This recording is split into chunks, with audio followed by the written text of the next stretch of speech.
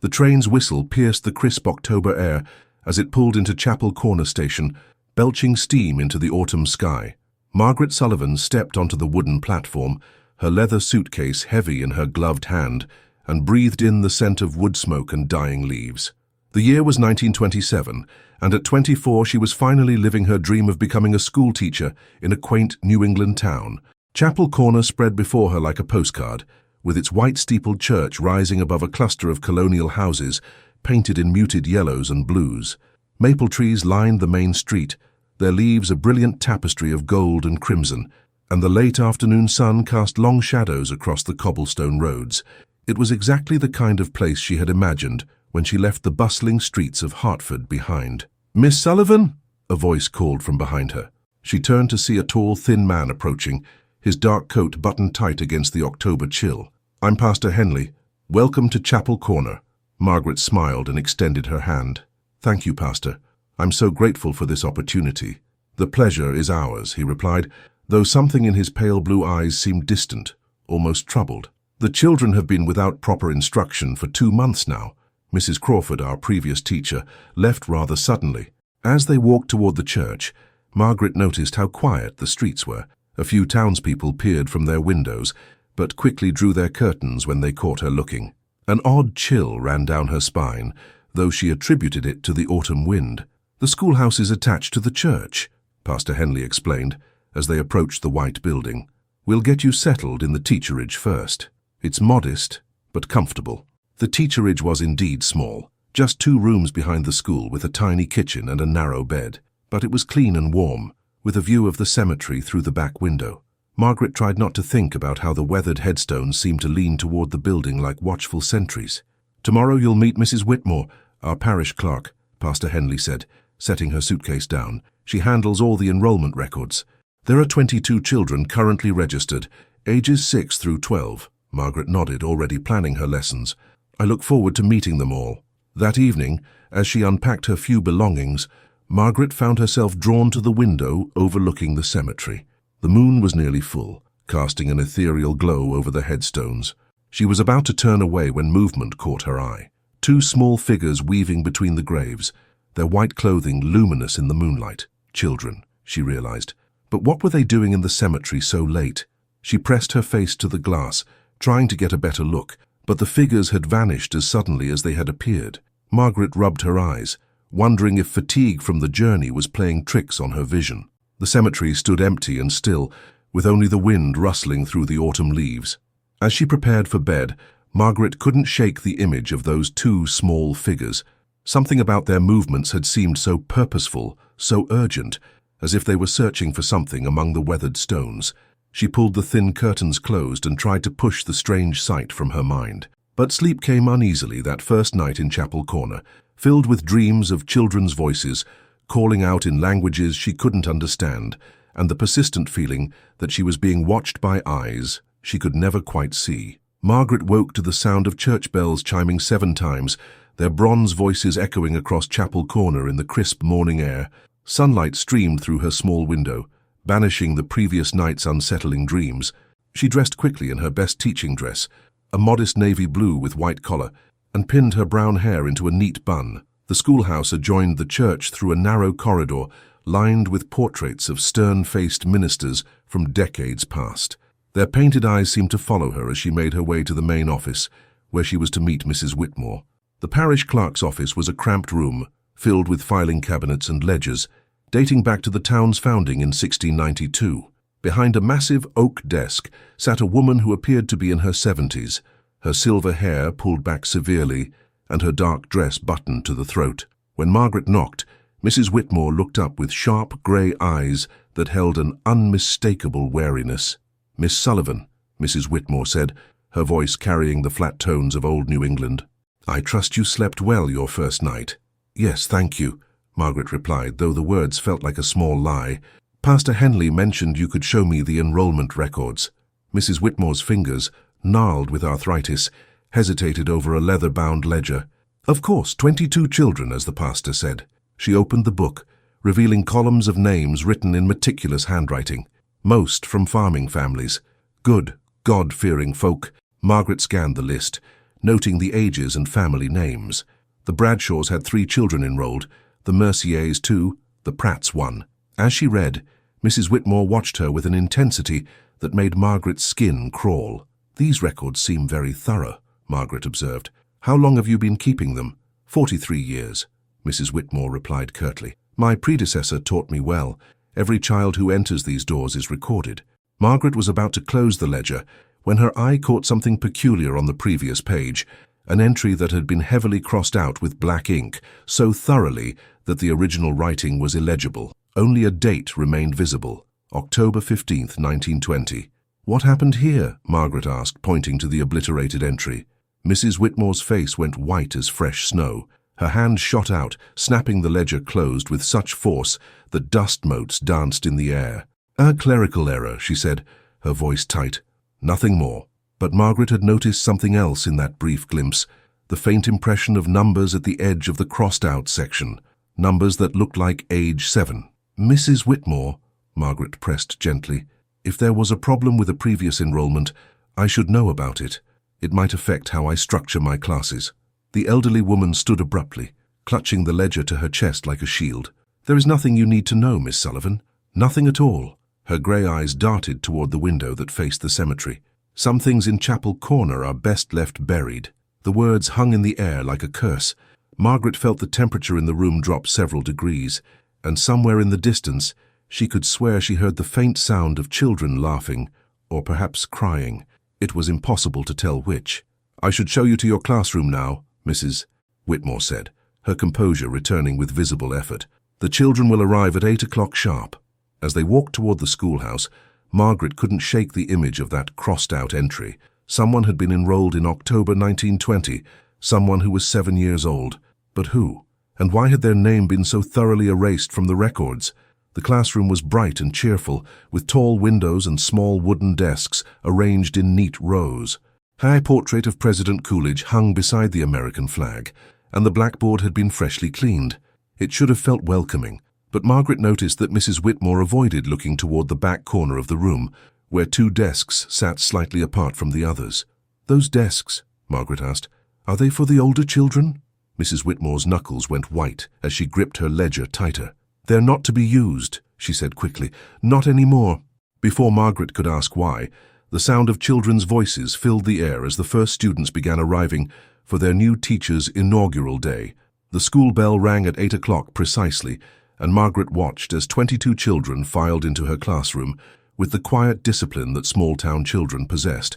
They ranged in age from 6 to 12, their faces scrubbed clean, and their clothes pressed neat despite the early hour. But as they settled into their desks, Margaret noticed something unsettling. Every single child avoided looking at the 2 empty desks in the back corner.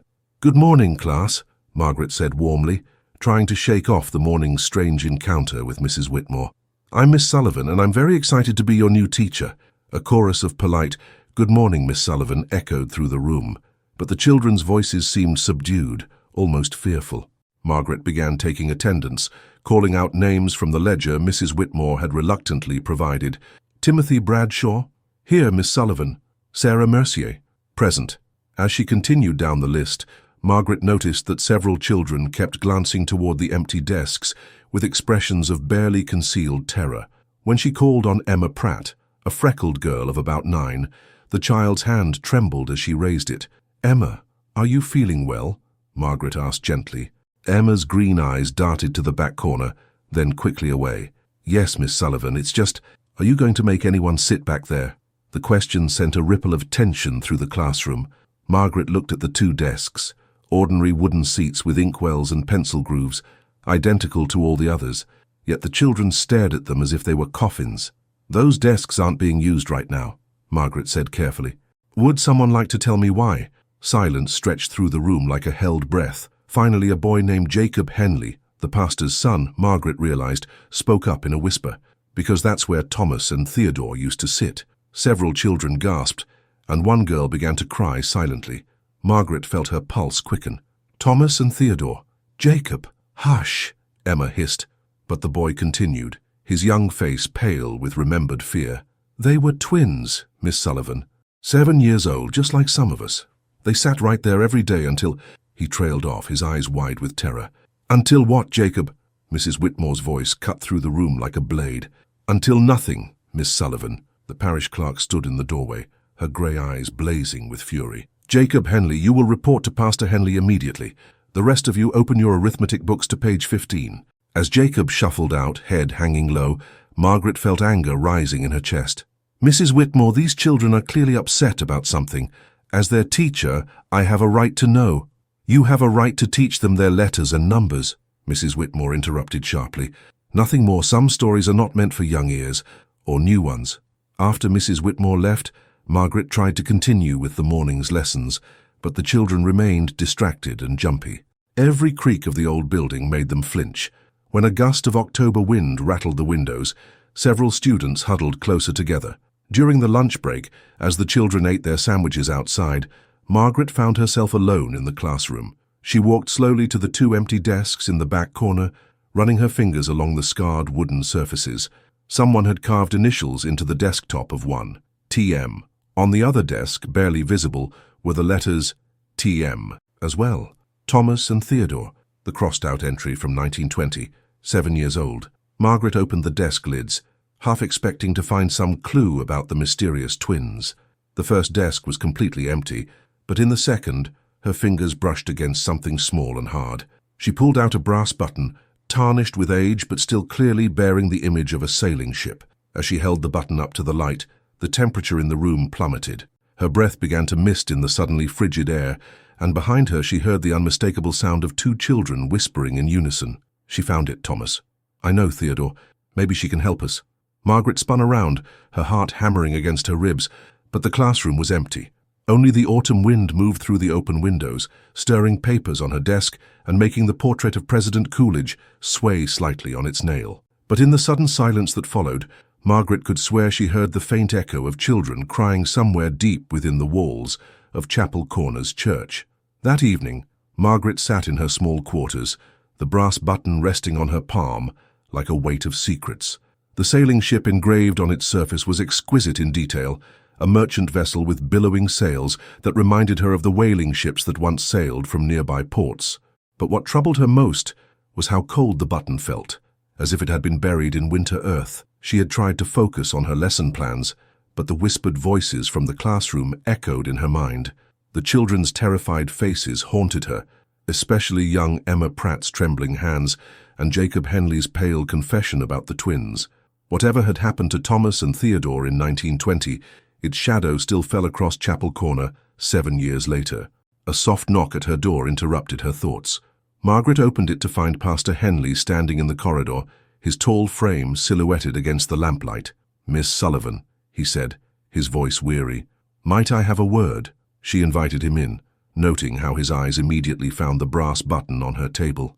His face went ashen, and he sank heavily into the room's single chair. "Where did you find that?" he asked quietly. "In one of the desks in the back corner." "The ones the children won't go near?" Margaret sat across from him, studying his reaction. "Pastor Henley, what happened to Thomas and Theodore?" The pastor was quiet for a long moment, his pale blue eyes distant with memory. When he finally spoke, his voice was barely above a whisper. "They were the Macready twins, Irish family that came here in 1919 after the war. Fine people, God-fearing folk. The boys were special, identical in every way, finishing each other's sentences, always together." He paused, his hands trembling slightly. "They loved the sea, always drawing pictures of ships, talking about sailing to distant lands when they grew up." Margaret felt a chill run down her spine. "What happened to them?" "October 15th, 1920, Pastor Henley continued, his voice growing distant. "It was a Friday, just like today. The boys had been in school that morning, sitting in those very desks. After lunch, they asked to visit the cemetery to place flowers on their grandmother's grave. Mrs. Crawford, the teacher then, gave them permission." The pastor stood and walked to Margaret's window, gazing out at the moonlit cemetery where she had seen those mysterious figures the night before. "They never returned to class. When we searched for them, we found them at their grandmother's headstone." His voice broke. "They were holding hands, lying peacefully as if asleep. But they were cold, so terribly cold, and there wasn't a mark on either of them." Margaret's hand went to her throat. "They died. But how?" The doctor could find no cause. Their hearts had simply stopped, together, at the exact same moment. Pastor Henley turned back to her, his eyes haunted. "But that wasn't the strangest part, Miss Sullivan. The strangest part was that we only buried one coffin." The words hit Margaret like ice water. "What do you mean?" "When the undertaker came to collect the bodies, only Thomas remained. Theodore had vanished. Not a trace of him anywhere, as if he had never existed at all. But the townspeople remember both boys clearly. The school records showed both enrolled." He gestured toward the brass button. "And sometimes items like that still turn up." Margaret's mind reeled. Mrs. Whitmore crossed out their enrollment entry. "She told me we only enrolled one child." Pastor Henley nodded grimly. "After Theodore disappeared, Mrs. Whitmore insisted on changing all the records. She claimed there had only ever been one Macready boy, that the town had been collectively mistaken about the second twin. She became obsessed with the idea, started saying Thomas had been troubled, talking to an imaginary brother, playing games with shadows." A sudden gust of wind rattled Margaret's windows, and both she and the pastor turned toward the sound. In the cemetery beyond, two small figures moved between the headstones, their white clothing luminous in the moonlight. "Dear God," Pastor Henley whispered. "They're still looking for each other." As if summoned by his words, the temperature in the room plummeted. Margaret's breath misted in the air, and somewhere in the walls around them, the sound of children's footsteps began. Two sets of small feet running through corridors that couldn't possibly exist. The brass button in Margaret's hand grew so cold it burned, and etched in the frost forming on her window, two words appeared in a child's handwriting. "Help us." Margaret barely slept that night, haunted by Pastor Henley's revelation about the Macready twins. Every creak of the old building sounded like small footsteps, every whisper of wind through the eaves like children's voices calling out in the darkness. When dawn finally broke over Chapel Corner, she felt more exhausted than when she had gone to bed. The Saturday morning brought no school, but Margaret found herself drawn back to the classroom anyway. She needed to understand what had happened to Thomas and Theodore, and why their presence still lingered in these halls 7 years after their mysterious deaths. The schoolhouse was eerily quiet without the children's voices. Margaret's footsteps echoed hollowly as she made her way to the back corner where the twins' desks sat like silent monuments. In the morning light, she examined them more carefully, running her hands along every surface, searching for more clues. The desk where she had found the brass button revealed additional secrets under closer inspection. Carved into the wood, almost too faint to see, were other markings, small ships, anchors, and what looked like a child's attempt at drawing waves. On the side panel, hidden beneath years of accumulated grime, she found more initials, TM and TM Forever Brothers. Margaret knelt beside the desk, trying to imagine 7-year-old Thomas carving these symbols while dreaming of sailing away to distant shores. But as she traced the letters with her finger, something odd caught her attention.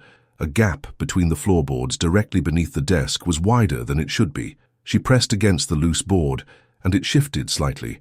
Heart racing, Margaret worked her fingers into the gap and pried the board up.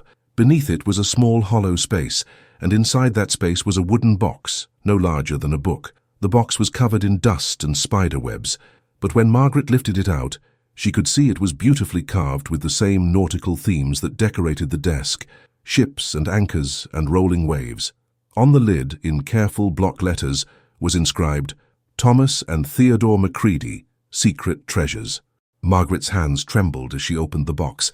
Inside were the precious belongings of two 7-year-old boys, a collection of shells and smooth stones from the nearby shore, a small toy ship whittled from driftwood, several marbles that caught the morning light like trapped rainbows, and at the bottom a photograph. The photograph was sepia-toned and slightly faded, but clear enough to make Margaret's breath catch in her throat. It showed the interior of what appeared to be the very classroom she was sitting in, but the arrangement was different, older, and standing side by side in front of the blackboard were two identical boys, with dark hair and solemn expressions, wearing matching sailor suits with brass buttons just like the one she had found. But what made Margaret's blood run cold was the writing on the back of the photograph, in the same careful handwriting she had seen in the parish records. Thomas and Theodore Macready, first day of school, September 1920. "We enrolled just one," said the parish clerk. The last line was written in different ink added later, and Margaret recognized Mrs. Whitmore's spidery handwriting. As she stared at the photograph, the temperature in the room began to drop. Margaret looked up from the picture to find that frost was forming on the windows despite the mild October morning. The door to the classroom swung shut with a soft click, though there was no wind to move it. And then she heard them, two young voices speaking in unison, so close they seemed to be standing right beside her. "You found our treasure box, Miss Sullivan." Margaret's heart hammered against her ribs, but she forced herself to remain calm. "Thomas, Theodore? We've been waiting so long for someone to find it," the voices continued. "Someone who would listen, someone who would help us." The brass button in Margaret's pocket grew ice cold, and the temperature in the room continued to plummet. Her breath misted in the air as she whispered, "What do you need help with?" "We need to be together again," the voices said, and now Margaret could see faint outlines in the frosted air, two small figures holding hands. "Mrs. Whitmore separated us. She said there was only room for one. She hid Theodore away where no one could find him." "Where is Theodore?" Margaret asked, though she dreaded the answer. The ghostly figures pointed toward the wall that connected the schoolhouse to the church. "In the place where no one looks, in the room that doesn't exist." Margaret spent the rest of Saturday examining every inch of the wall that separated the schoolhouse from the church. The ghostly twins had vanished after their cryptic message, leaving her alone with the photograph and a growing sense of urgency. If Theodore's body was hidden somewhere in the building, she had to find it, not just for the sake of the dead boy, but for the living children who were too terrified to learn in a classroom, haunted by unresolved tragedy. The wall appeared solid, built of the same fieldstone and mortar as the rest of the structure. But as Margaret ran her hands along its surface, she noticed subtle inconsistencies. In one section, about 4 feet from the floor, the mortar was a slightly different color, newer, as if it had been repaired or rebuilt. She pressed against this section and felt the stone shift almost imperceptibly. Heart racing, Margaret retrieved a letter opener from her desk and began carefully scraping away the newer mortar. It crumbled more easily than it should have, revealing that this particular section of wall was not as solid as it appeared. As she worked, the temperature in the room began to drop again. The familiar chill that accompanied the twins' presence settled over her like a shroud, and she could hear their voices whispering encouragement. "You're close, Miss Sullivan, so very close." After an hour of careful work, Margaret had exposed the edges of what was clearly a hidden opening, a section of wall that had been bricked up and mortared over. The opening was small, perhaps 3 feet square, just large enough for a child to crawl through. But as she prepared to remove more stones, footsteps echoed in the corridor outside. Margaret quickly grabbed a piece of cloth and wiped away the loose mortar, doing her best to conceal her work. When Mrs. Whitmore appeared in the doorway, Margaret was sitting innocently at her desk, grading papers that didn't need grading. "Miss Sullivan," Mrs. Whitmore said, her grey eyes suspicious. "What are you doing here on a Saturday?" "Preparing for Monday's lessons," Margaret replied, though her heart was pounding so hard she was sure the parish clerk could hear it. "I like to stay ahead of my work." Mrs. Whitmore's gaze swept the room, lingering on the back corner where the twins' desks sat. Her nostrils flared slightly, as if she could smell the supernatural cold that still lingered in the air. "You've been asking questions," Mrs. Whitmore said finally. "Pastor Henley tells me you're curious about certain historical matters." Margaret set down her pen carefully. "I'm curious about why my students are terrified to sit in 2 perfectly good desks.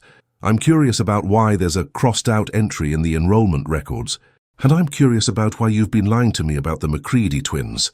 Mrs. Whitmore's face went white, then flushed red with anger. "You know nothing about what happened here, girl.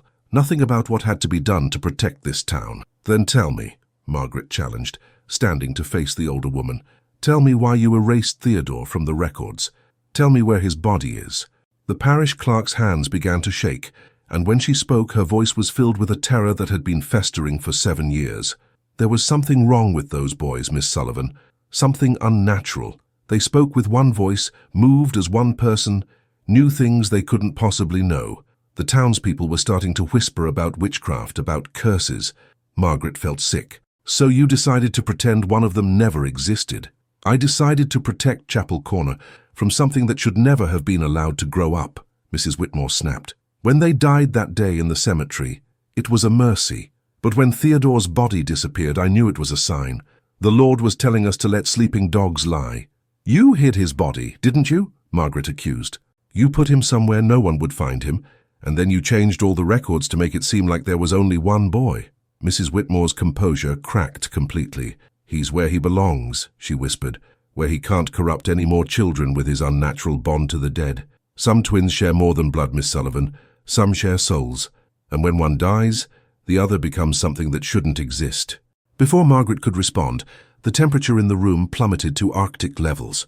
Ice began forming on the windows, and both women's breath misted in the suddenly frigid air. The hidden treasure box on Margaret's desk began to rattle, and somewhere in the walls the sound of children crying grew louder and more desperate.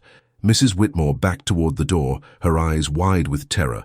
"You don't know what you're meddling with," she gasped. "You don't know what you'll unleash if you bring them back together." But Margaret was no longer listening to the parish clerk's warnings.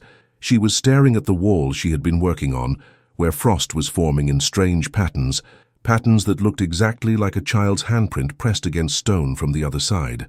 After Mrs. Whitmore fled the schoolhouse, Margaret worked feverishly to remove the stones from the hidden opening. The ghostly handprint on the wall had faded, but the supernatural cold remained, and she could hear faint scratching sounds coming from behind the barrier, as if someone on the other side was trying to claw their way out. By the time the church bells chimed midnight, Margaret had created an opening large enough to crawl through. She retrieved a lantern from the supply closet and, steeling her nerves, squeezed through the gap into the darkness beyond. The space she entered defied the building's architecture. It was a narrow chamber, perhaps 6 feet long and 4 feet wide, wedged impossibly between the schoolhouse and church walls. The air was stale and bitter cold, carrying the unmistakable smell of old mortality. And there in the farthest corner lay a small bundle wrapped in a rotting blanket. Margaret's lantern light fell across the bundle, and her heart nearly stopped. Protruding from one end was a small hand, perfectly preserved by the chamber's frigid air, still wearing a brass-buttoned sailor suit identical to the one Thomas had been buried in. "Theodore," she whispered, and the name seemed to echo strangely in the confined space. As she knelt beside the small corpse, Margaret noticed something that made her blood run cold. The chamber walls were covered in scratch marks, thousands of them, carved deep into the stone. Some looked fresh, as if they had been made recently, while others were clearly years old, and scattered among the scratches were words written in a child's desperate scrawl. "Let me out. Please let me out. Thomas, where are you? So cold, so dark. Mrs. Whitmore, please. I'll be good. I'll be quiet. Please don't leave me here." The messages covered every inch of the walls, some written over others, creating a palimpsest of desperation and madness that spoke of 7 years of imprisonment. But the most disturbing discovery was yet to come. In the corner opposite Theodore's body, Margaret found a small opening, barely large enough for a child's fist, that led into the church proper. Through this tiny window, Theodore had been able to see into the sanctuary, to watch the Sunday services, to hear the hymns and prayers, and carved around this opening were dozens of tally marks, grouped in sets of 7. Margaret counted them with growing horror. 364 groups of 7 marks. Theodore had been counting the weeks of his imprisonment. Every Sunday service he had watched through that tiny hole. Every week he had waited for someone to find him, for someone to reunite him with his twin brother. As the terrible realization sank in, the chamber began to fill with an otherworldly presence. The temperature dropped even further, and Margaret's breath came in sharp puffs of mist. Behind her, she heard the soft scrape of fabric against stone. She turned slowly, knowing what she would see but hoping desperately that she was wrong. Theodore stood in the corner where his body lay, his 7-year-old form translucent and shimmering with spectral light.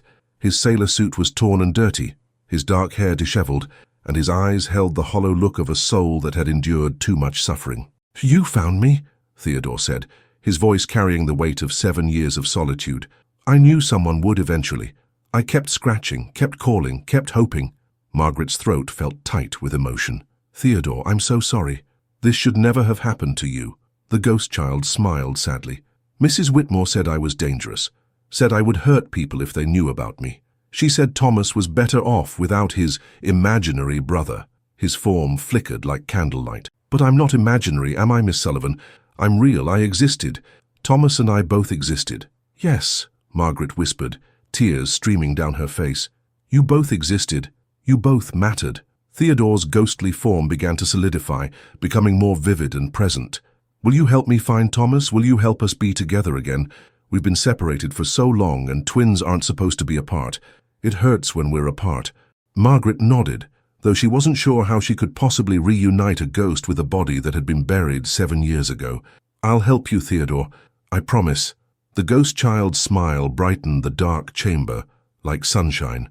"Thank you, Miss Sullivan. Thomas is waiting in the cemetery. He's been waiting every night, hoping I would come. But I couldn't leave this place. Something was keeping me here." As he spoke, the scratches on the walls began to glow with the same spectral light that surrounded Theodore's form, and Margaret realized with growing dread that the chamber itself had become a prison, not just for Theodore's body, but for his soul. Margaret emerged from the hidden chamber with Theodore's ghost following close behind, his spectral form flickering like a candle in the wind. The schoolhouse felt different now, charged with supernatural energy that made the hair on her arm stand on end. Through the windows, she could see the cemetery bathed in moonlight, and there, moving among the headstones, was another small figure in white. "Thomas," Theodore whispered, his voice filled with 7 years of longing. "He's there, just like always, but I can't reach him. Something keeps pulling me back to that terrible room." Margaret looked at the brass button in her palm, then at the hidden chamber behind them. She was beginning to understand the nature of Theodore's imprisonment. Mrs. Whitmore hadn't just hidden his body, she had performed some kind of ritual to bind his spirit to that cramped space, ensuring that even in death the twins would remain separated. "Theodore," Margaret said gently, "I think Mrs. Whitmore did something to keep you trapped. Some kind of blessing or binding." The ghost child nodded sadly. "She came back the night after she hid me. She sprinkled salt around the chamber and spoke words in Latin. She said it was to keep me from haunting the living, but really, it was to keep me from Thomas." Margaret felt anger rising in her chest. The parish clerk's fear and superstition had condemned a 7-year-old boy to an eternity of solitary confinement. But if Mrs. Whitmore could create such a binding, perhaps it could be undone. "Can you remember the words she spoke?" Margaret asked. Theodore's form shimmered as he concentrated. "Some of them. She said, 'Spiritus maledictus' and 'Carcer aeternus,' and she kept repeating, 'Gemini separandi sunt.'" Margaret's limited Latin told her these phrases meant something about cursed spirits, eternal prison, and twins being separated. If she could reverse the binding, perhaps Theodore could finally leave the chamber and reunite with his brother. "Theodore, I want you to go back to the chamber one more time," Margaret said. "I'm going to try something." The ghost child looked terrified. "Please don't make me go back there, Miss Sullivan. It's so cold and dark." "Just for a moment," Margaret promised. "I think I can break whatever Mrs. Whitmore did to trap you." Reluctantly, Theodore returned to the hidden space. Margaret knelt by the opening and, feeling somewhat foolish but desperate to help, began to speak the Latin phrases in reverse order. "Gemini uniti sunt, carcer aeternus fracta, spiritus benedictus." The effect was immediate and dramatic. The chamber filled with blinding white light, and a sound like breaking glass echoed through the schoolhouse. The scratch marks on the walls began to fade, and the oppressive cold that had lingered in the space for 7 years finally lifted. Theodore's ghost emerged from the chamber, but now he looked different, more solid, more present, and filled with a joy that made him shine like starlight. "I can feel him," Theodore said, his voice wonderstruck. "I can feel Thomas calling to me. The connection is back." Margaret followed Theodore outside into the cemetery, where an extraordinary scene was unfolding. Thomas's ghost, identical to his brother in every way, was running between the headstones, his face radiant with happiness. The twins rushed toward each other across the moonlit grass, their spectral forms growing brighter with each step. When they finally met, embracing in the shadow of their grandmother's headstone, the entire cemetery was illuminated by their combined light. Margaret watched in awe as the twin spirits held each other, their forms becoming more solid and real than any ghost had a right to be. "We're together again," they said in unison, their voices harmonizing in perfect symmetry. "We're whole again." But as Margaret watched the beautiful reunion, she noticed something troubling. The twins' light was growing so bright it was becoming painful to look at, and the air around them was beginning to shimmer with supernatural heat. The grass beneath their feet was withering, and several nearby headstones were beginning to crack. Theodore's voice reached her through the growing radiance. "Miss Sullivan, something's wrong. We're too strong together. We're going to hurt someone." Margaret realized with growing horror that Mrs. Whitmore might have been right about one thing. The twins' bond was so powerful that when reunited, they became something beyond the natural order. Their combined spiritual energy was too intense for the mortal world to contain. As the light grew brighter and the temperature continued to rise, Margaret heard the sound of running footsteps. Mrs. Whitmore was racing across the cemetery toward them, her face wild with terror and her arms full of salt and silver crosses. "You've doomed us all," the parish clerk screamed. "I told you not to bring them together. They'll burn the whole town down." Mrs. Whitmore began throwing handfuls of salt around the twins, chanting in Latin as the supernatural energy continued to build. But her efforts only seemed to make things worse. The salt hissed and steamed when it hit the ground near the reunited spirits, and the silver crosses in her arms grew so hot they burned her hands, forcing her to drop them. "Stop!" Margaret shouted over the growing roar of spiritual energy. "You're making it worse!" The twins' forms were now blazing like twin suns, their combined light so intense that windows in nearby houses began to shatter. Margaret could feel the heat on her face, could smell the acrid scent of grass burning beneath their feet. But through the radiance she could see the boys' faces, and what she saw there wasn't malevolence or supernatural rage. It was confusion and fear. "We don't know how to control it," Thomas called out, his voice barely audible over the spiritual storm. "We've been apart so long, we forgot how to be together safely." Margaret suddenly understood. The twins weren't inherently dangerous. They were simply overwhelmed by their own power after 7 years of forced separation. Like any muscle that had atrophied from disuse, their ability to moderate their supernatural bond needed to be relearned. "Mrs. Whitmore, tell me exactly what you did that night in 1920, Margaret demanded, grabbing the parish clerk by the shoulders. "Not just the binding, everything. What really happened to the twins?" Mrs. Whitmore's eyes were wild with terror as she watched the supernatural fire spread across the cemetery. "They came to me that afternoon," she said, her voice breaking. "Both boys, holding hands, walking right into my office. They said they knew they were going to die and they wanted to make sure they could stay together afterward." Margaret felt her blood run cold. They knew they were going to die? They had visions, dreams, premonitions. Mrs. Whitmore continued, tears streaming down her face. "They said their grandmother's spirit had visited them, told them their time was short, but that they didn't need to be afraid. They begged me to make sure they would be buried side by side." The terrible truth was beginning to emerge. "But you didn't bury them together." "I was frightened," Mrs. Whitmore sobbed. "When Theodore's body disappeared, I panicked. I thought it was witchcraft, some kind of curse. So I hid him away and tried to pretend he had never existed. I thought if I separated them, the supernatural activity would stop." Margaret looked at the burning twins, understanding flooding through her. "You broke a sacred promise. They trusted you to keep them together, and you betrayed that trust. That's why Theodore was trapped, not by your binding spell, but by the injustice of your betrayal." The supernatural fire was spreading now, reaching toward the church and schoolhouse. Margaret could hear the distant sound of Chapel Corner's residents waking up, their frightened voices calling out, as the unnatural light filled the October night. But she also noticed something else. Despite the overwhelming display of power, the twins weren't actually hurting anyone. The fire burned hot but consumed nothing living. It passed through people and buildings without causing real damage. The shattered windows and cracked headstones were dramatic, but ultimately superficial. "Thomas! Theodore!" Margaret called out to the blazing spirits. "Listen to me. You're not dangerous, you're just scared and confused. Mrs. Whitmore broke her promise to you, but I'm going to make it right." The supernatural fire paused, as if the twins were considering her words. "What do you mean?"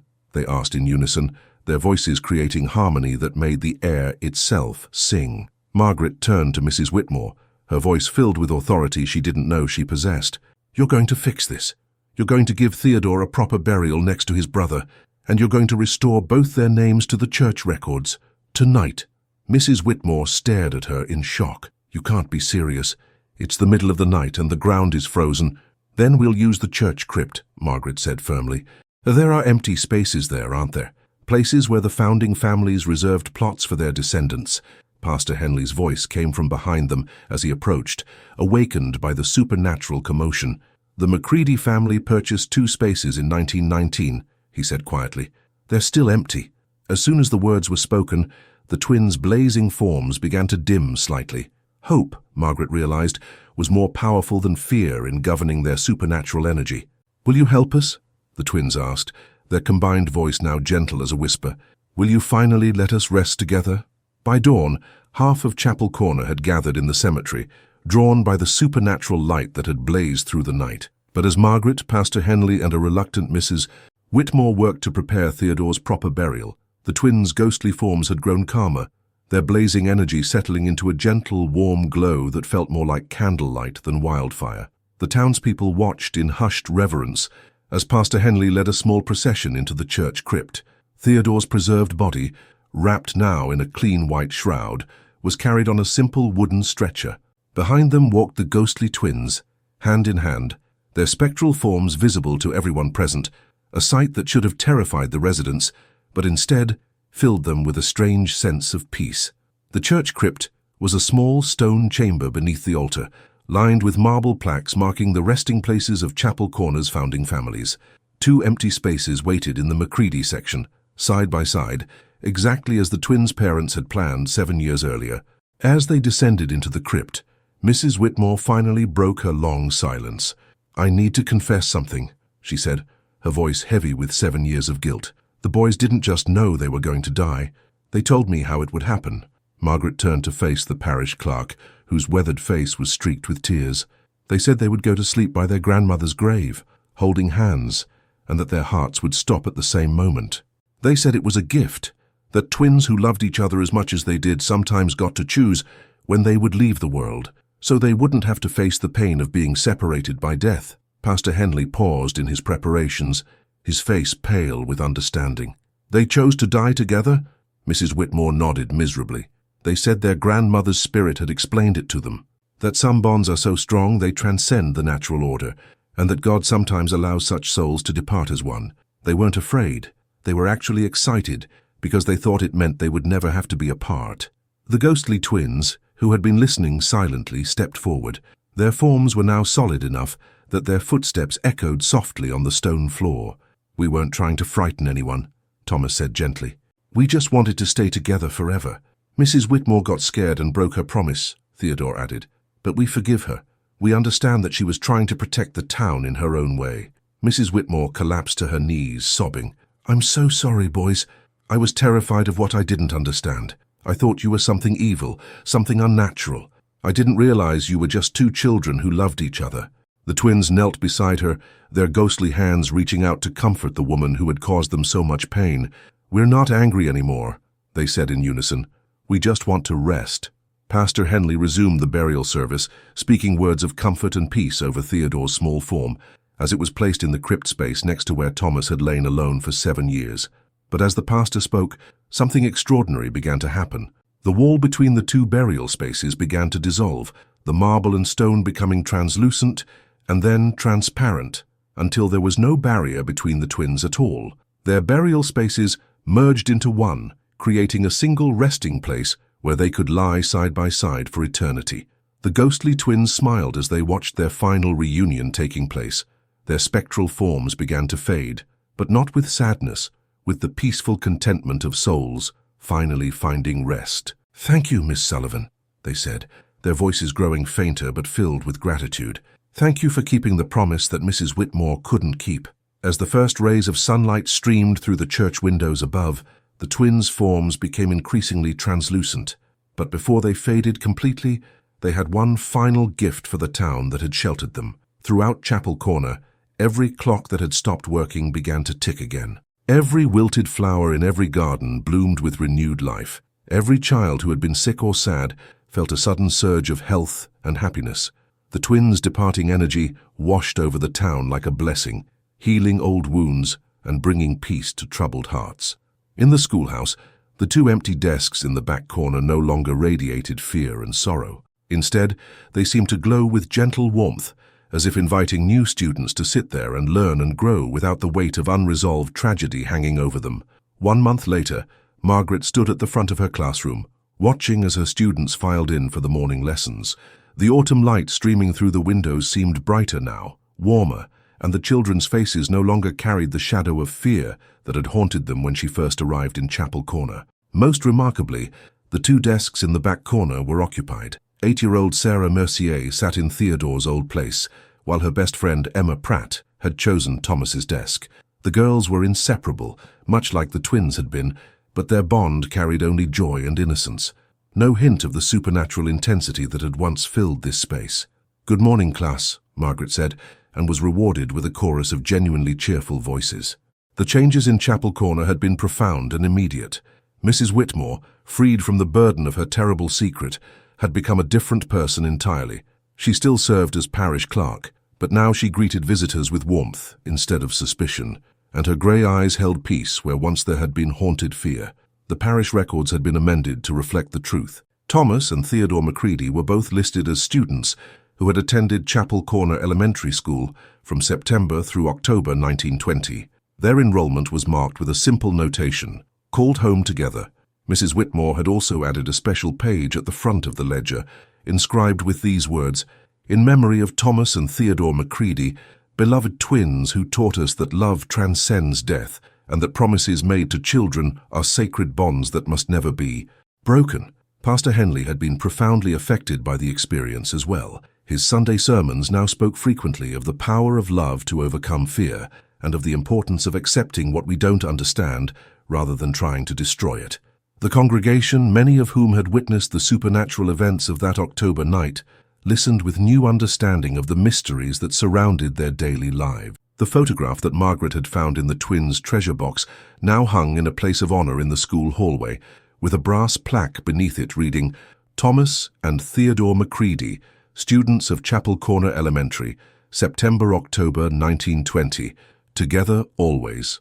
The children often stopped to look at the picture, and more than one had commented on how happy the twins looked, how their identical smiles seemed to radiate joy even through the faded sepia tones.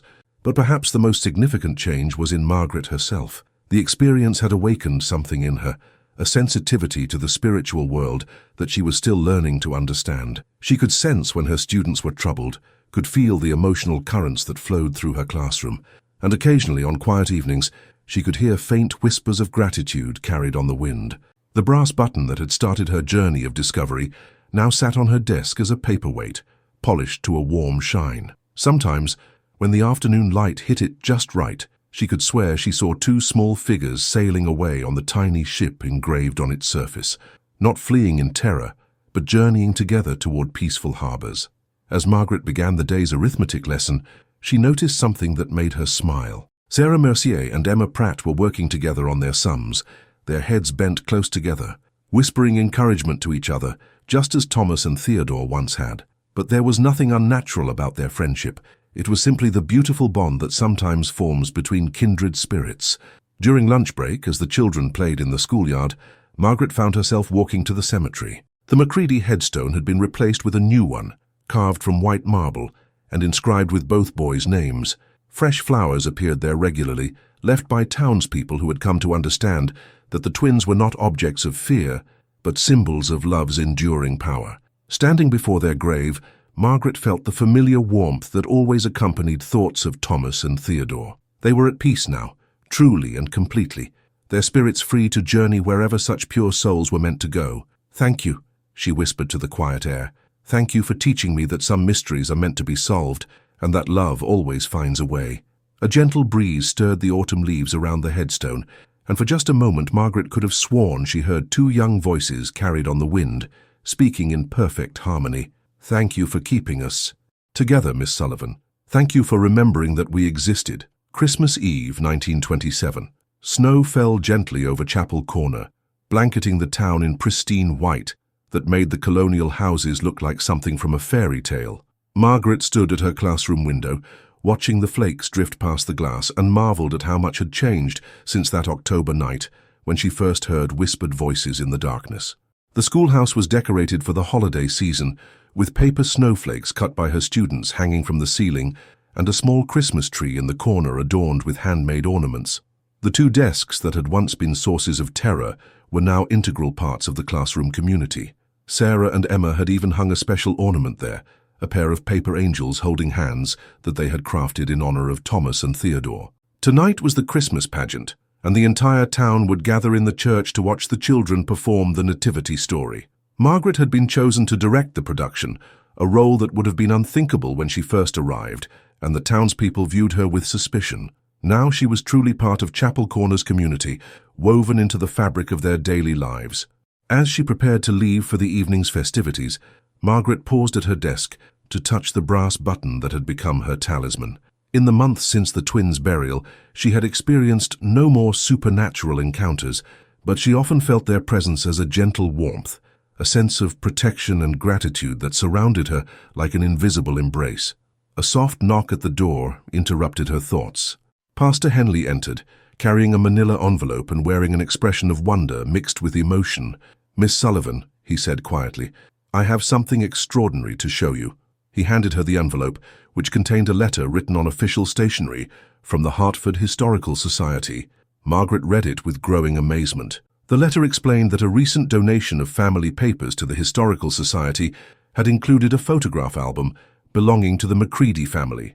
Among the pictures was one that the Society's researchers found particularly intriguing, a class photograph from Chapel Corner Elementary School, dated 1920, showing two identical boys standing together in front of a blackboard. But what made the photograph remarkable was not just its historical value, but what had appeared in it when it was professionally restored.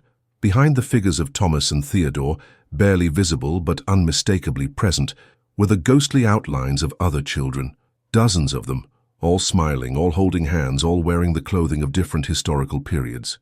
The Historical Society's letter continued. "It appears that your school may have been a gathering place for children's spirits across multiple generations. The photograph suggests that Thomas and Theodore were not alone in their supernatural presence, but were part of a larger community of young souls who found comfort and companionship in that sacred space." Margaret set the letter down with trembling hands. "Are you saying the twins are still there? Still in the school?" Pastor Henley smiled gently, not trapped there as Theodore once was, but choosing to remain as guides and guardians for other lost children who might need their help. The Historical Society believes that places of learning sometimes become beacons for young spirits, safe harbors where they can rest and heal before moving on to whatever comes next. The idea filled Margaret with profound comfort. Thomas and Theodore, who had suffered so much from being separated, were now helping other children avoid the same fate. Their love had become a healing force, creating a sanctuary for souls who needed time to find peace. That evening, as the Christmas pageant unfolded in the candlelit church, Margaret noticed something that made her heart soar. During the silent night carol, when the voices of Chapel Corner's children rose in perfect harmony, she could hear additional voices joining the chorus. Young, sweet voices that seemed to come from everywhere and nowhere, adding depth and beauty to the song. After the performance, as families gathered to exchange gifts and wishes for the new year, Mrs. Whitmore approached Margaret with a small wrapped package. "This belonged to the twins," the parish clerk said softly.